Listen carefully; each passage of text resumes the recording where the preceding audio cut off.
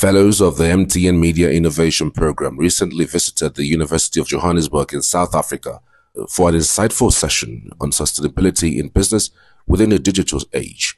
During his welcome address, Deputy Minister in the Presidency, His Excellency Kenneth Morolong, encouraged media practitioners to not only adapt their operations to the digital landscape, but also to actively address the pervasive issues of fake news and misinformation in news dissemination.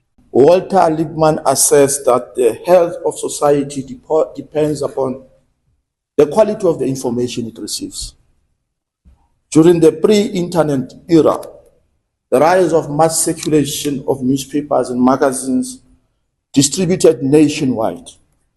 These media platforms, for most parts, were relying on advertising, TV networks, radios, newspapers, and magazines for their commercial sustenance.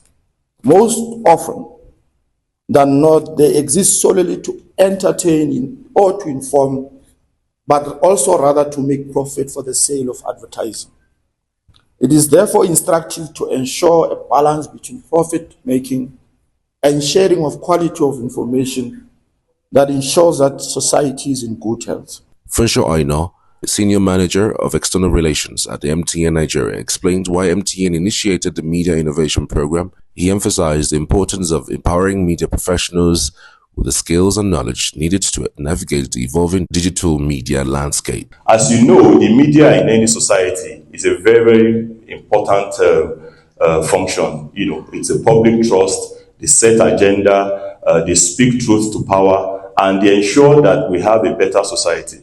So for us, how do we support the media? It's by helping them build capacity, functioning like the tide that lifts all boats at the same time.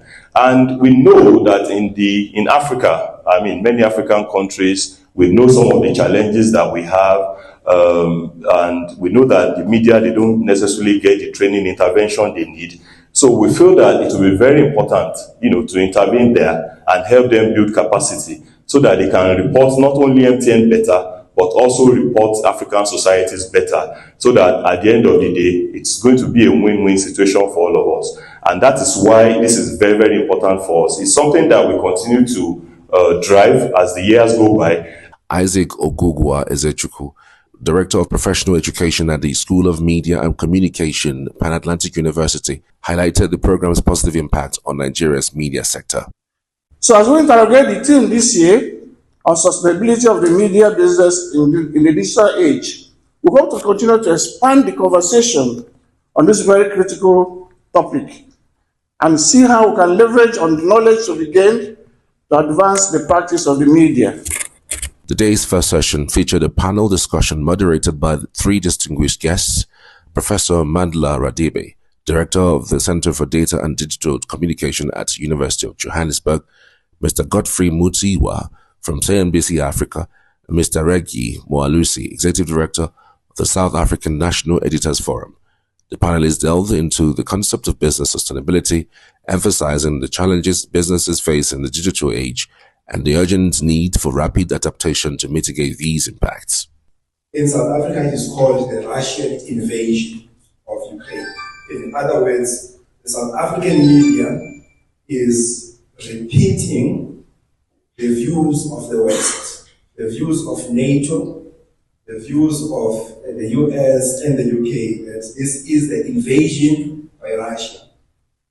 The SABC is a main culprit in this, the Russian invasion. What happens when you read the news, when you read the online news, is that South African media, and this is where the issue of sustainability becomes very interesting. South African media takes the views from the Western sources. When you listen to SABC News, they tell you about the event that is happening right here next door in Zambia. And then they say, so and so from BBC reports. I say, am I listening to SABC or BBC? So this must be understood in the context of the rising cultural imperialism. That imperialism is taking place through the content of news, and therefore business sustainability, because of how the media is driven, the revenues and the funding models compels it to reproduce the dominant views of the global north. As such, the technology that has come and totally transformed the way we used to do business has also been another huge disruptor. I don't think I need to remind any of you about back in those days when if there was a live broadcast, I think those who live in South Africa will attest to it. Carrying that equipment, carrying all those cameramen, carrying all those drivers and all those other people who work with him, has been now reduced to one single little box, not bigger than your iPad, live view. That has huge implications for sustainability to other parts of our industry. I speak from a journalistic perspective. The visit to the University of Johannesburg provided MTN Media Innovation Program Fellows with a comprehensive understanding of the critical role of sustainability in the business and media landscape. Most of the speakers shared with us that media cannot continue to remain the way it is. We need to redefine our style of broadcasting and also learn to commodify our listenership appropriately while separating advertorial and editorial content. So that's a bit of what I learned also about digitization, how to successfully transform traditional media also into a digital space so you can diversify revenue. And my key takeaway from there is that nothing beats credibility, that the ultimate strategy in staying the time, in being sustainable as a business, is your credibility as a brand, where people can trust you for the right information. The emergence of technology has come to challenge traditional media. There is no running away from this fact. So what then can media practitioners do? Media practitioners, one of the things they have to do is to create digital platform. Those with traditional platforms create the digital platform and feed it, and then do something that we call mapping, audience mapping. We have what we call audience stratification.